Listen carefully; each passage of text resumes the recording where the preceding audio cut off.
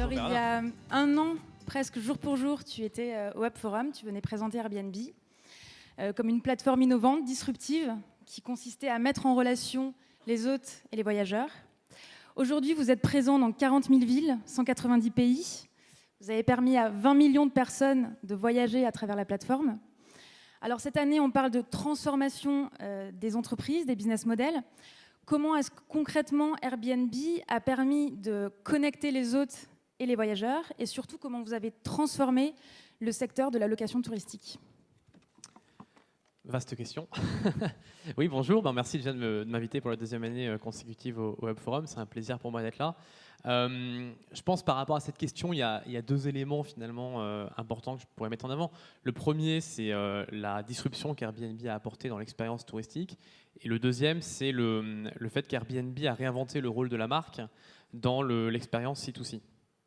Sur la disruption, bon, je ne vais pas trop rentrer dans le détail, mais en gros, depuis 60 ans, le nombre de visites internationales, de voyages internationaux a été multiplié, je crois, par 200 à peu près. Et l'expérience finalement du tourisme a assez peu évolué. Vous continuez à prendre un avion, à loger dans le même type de logement, même type d'expérience, etc. Et donc Airbnb a apporté vraiment une nouvelle expérience locale, authentique, qui est disruptive. Donc ça, c'est le premier élément, c'est l'expérience. Et le deuxième, c'est la réinvention du rôle de la marque. Donc nous, ce qu'on fait, c'est à la fois créer les conditions de la transaction entre deux particuliers, la confiance, le paiement en ligne, les commentaires, etc. Et le deuxième élément qui est également important, c'est que notre marque est là pour garantir un niveau d'expérience, de qualité, ce qu'on appelle nous dans notre jargon l'hospitalité. Et donc on fait ça comment? On fait ça en éduquant certains de nos hôtes sur les standards d'hospitalité, et puis surtout en montrant les meilleures pratiques. Donc pour ça, on a par exemple monté un événement il n'y a pas longtemps qu'on a appelé les Host Awards, et je vais vous montrer un exemple de contenu qu'on a réalisé.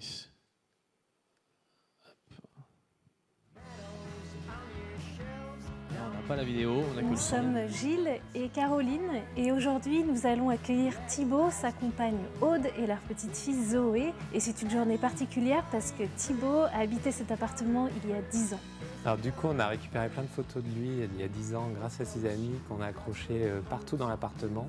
En plus des photos, on a mis une voile de kite parce qu'on sait qu'il adorait les sports de glisse. On a mis aussi de nombreuses planches de skate. On a hâte de voir la tête qu'il va faire quand il va rentrer dans cet appartement.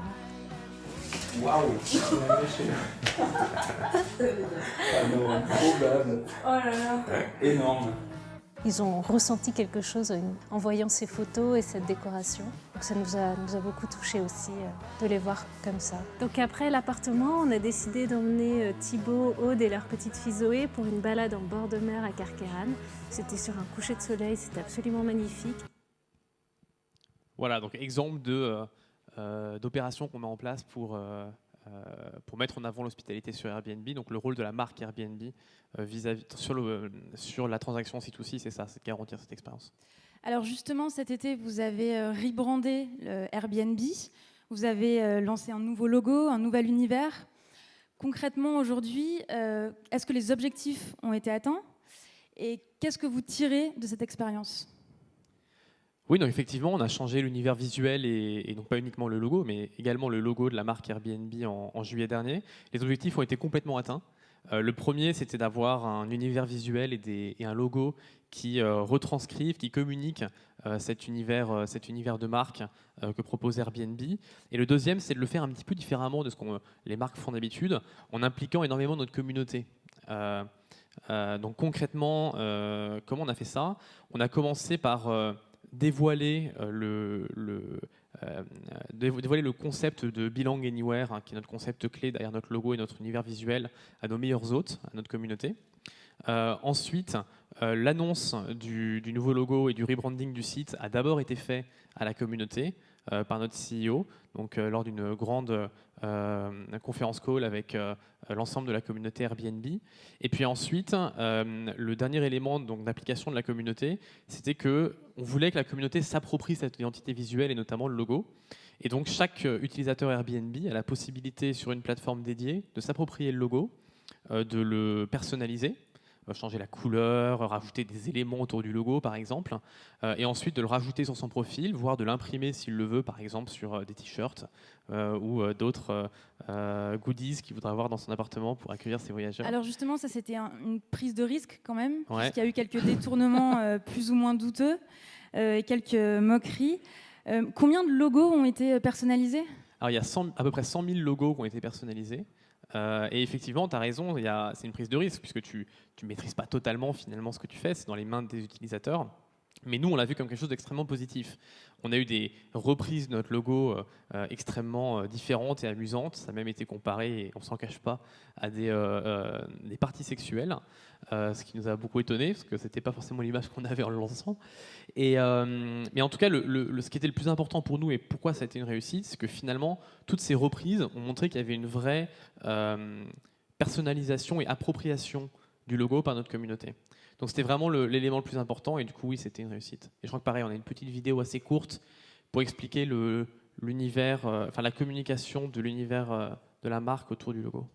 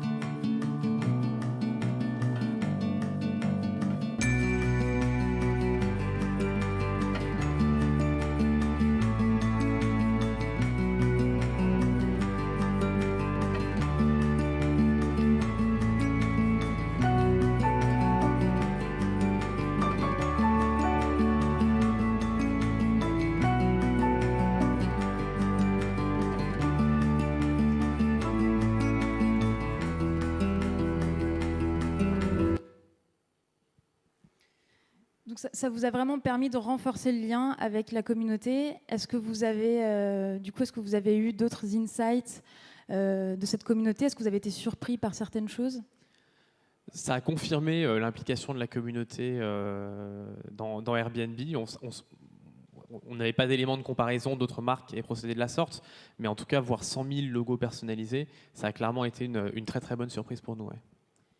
Alors, on vient de parler de la dimension identitaire. Il y a un gros enjeu pour Airbnb autour de la réglementation. Comment est-ce que vous avancez sur ces sujets, à la fois au niveau local, national, et voire au-delà ? Oui, c'est une bonne question. Le premier élément à mettre en avant, c'est que quand tu as une pratique, une activité, un modèle qui sont nouveaux, par définition, les lois n'existent pas pour l'encadrer. Donc il y a un vrai travail qui est nécessaire de compréhension de ces nouvelles pratiques, de ce nouveau secteur, et d'avoir des lois des nouvelles lois qui puissent s'adapter et de surtout pas essayer de calquer des lois existantes sur quelque chose de nouveau. Donc c'est la première chose.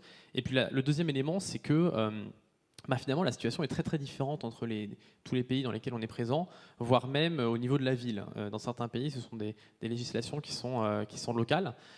Et donc, il y a un grand travail de communication avec les autorités locales et nationales pour avancer sur ces sujets-là. Et en France, on a beaucoup avancé depuis 2 ans et demi maintenant avec les autorités françaises. Et on a ce qui a débouché à une clarification du cadre légal en avril dernier à l'occasion de la loi Allure.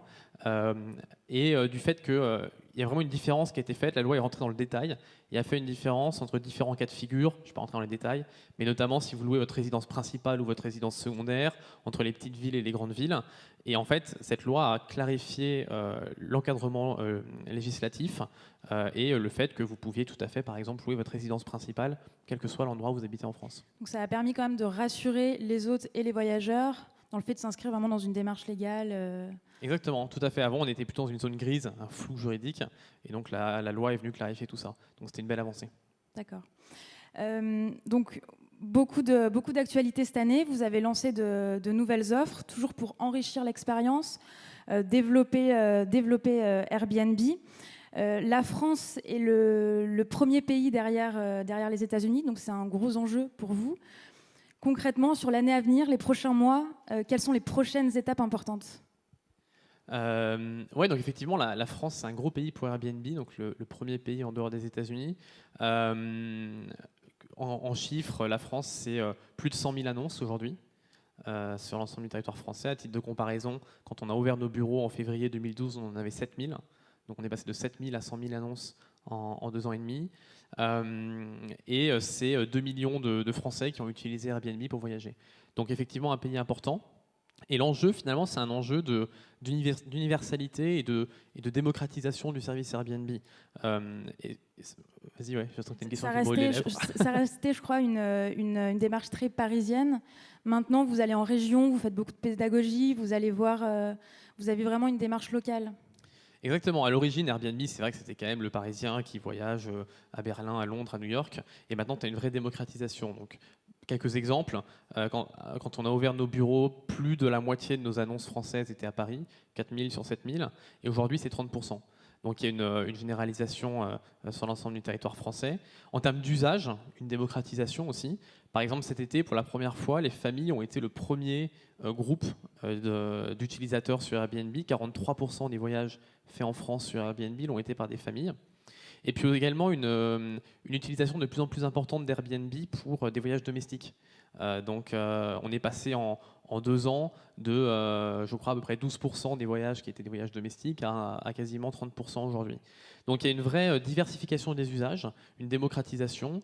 Par exemple, on a annoncé récemment un partenariat sur le business travel. Donc il y a une vraie diversification et une volonté de montrer qu'Airbnb est une solution de voyage qui peut correspondre à tout type d'usage et à tout type d'utilisateurs. Donc on va continuer dans cet axe-là. Effectivement, comme tu le dis, on a beaucoup de développement local en France, en région, et travailler aussi avec des cibles qui potentiellement aujourd'hui ne sont pas forcément les premiers utilisateurs d'Airbnb comme les business travelers. Et ça, ce sont des cibles intéressantes pour nous. Ouais. Alors, donc, quelles sont ces cibles justement que vous allez chercher qui ne sont pas forcément vos premières cibles en dehors de... Donc à l'origine, les familles n'étaient pas forcément les premiers utilisateurs d'Airbnb. Ils le sont beaucoup plus aujourd'hui, mais je pense qu'il y a encore beaucoup de travail à faire là-dessus. Qu'est-ce qui a fait que les familles se sont intéressées à cette... En fait, sur une plateforme, l'offre, c'est quand même essentiel. Donc si tu n'as pas des maisons dans lesquelles une famille peut passer ses vacances de façon authentique, locale, dans le sud de la France, en Corse, dans les Alpes, tu ne vas pas atteindre ces utilisateurs-là. Donc tu as besoin d'avoir l'offre qui leur correspond. Et ensuite, tu as besoin d'expliquer aussi pourquoi Airbnb est un produit intéressant pour eux. Je pense aux business travelers, par exemple. Il y a plein d'éléments qui sont intéressants pour une boîte dans le fait d'utiliser Airbnb. L'aspect économique, le fait de voyager en groupe, en équipe, le fait d'avoir de l'offre très bien répartie géographiquement près du bureau dans lequel vous vous déplacez, par exemple. Donc voilà, donc il y a un besoin d'éducation. Juste pour finir, 3 mots-clés qui définissent Airbnb. Il y en a beaucoup, mais alors 3 mots-clés, je vais dire disruption dans le service et dans la façon dont on travaille. On l'a montré avec le rebranding, on a fait ça de façon différente. Hospitalité, j'en ai beaucoup parlé, et universalité. Très bien, merci beaucoup Nicolas. Merci à vous.